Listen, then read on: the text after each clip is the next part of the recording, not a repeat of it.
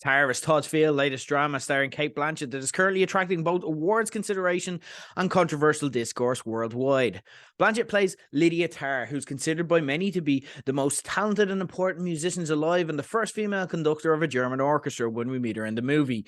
We meet her as she's been fawned over by baying fans, encouraging discussion of her as a feminist icon, breaking barriers. However, once we scratch beyond the surface, we notice both an intensity and an ability to compartmentalize the sexual perversions of legendary composers past with their talent.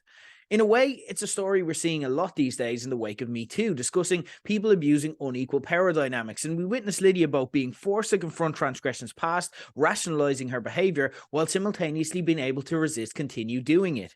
What's drawing discussion and controversy from stories of this ilk is the traditional gender role reversal of the alleged abuser, in this case being a lesbian woman, praised wisely as a trailblazer.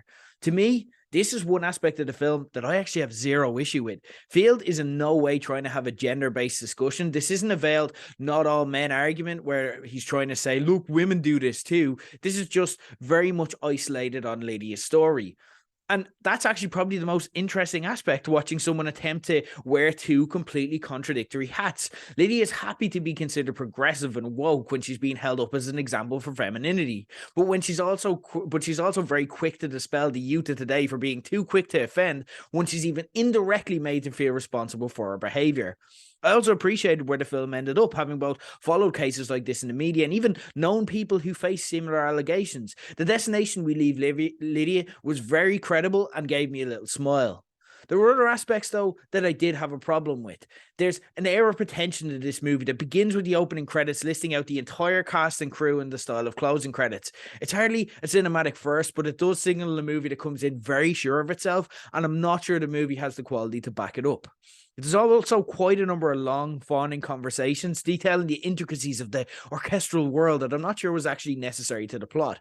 For reference, we're going to discuss Damien Chazelle's latest movie today, but let's compare it to one of his previous ones in Whiplash. Whiplash manages to feel both very faithful to the world that it's portraying, while also punctuating the story it's trying to tell at the heart of it, so it comes across to people who aren't in that world as well.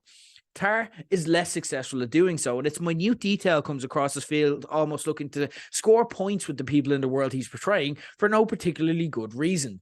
It also felt very strange to watch a movie that's so entrenched and interested in the kind of inside baseball side of this world that didn't actually have one big musical set piece to hang its hat on. It actually feels criminal in a way. And that was actually probably a choice to say that Tar's talent is ultimately inconsequential to what she's doing outside of her role. If so, though, that takes the choice away from the audience and makes the movie leading and a bit cheaper as a result. I've no doubt we'll continue to see Tar rack up nominations, and Kate Blanchett in particular deserves them. She's deservedly favoured as Best Actress in the Oscars, as she carries the movie. It needs to show her full range, illustrating both sides of this complex character, all while remaining restrained because of the character's willful ignorance of their sins. It's a spectacular balancing act.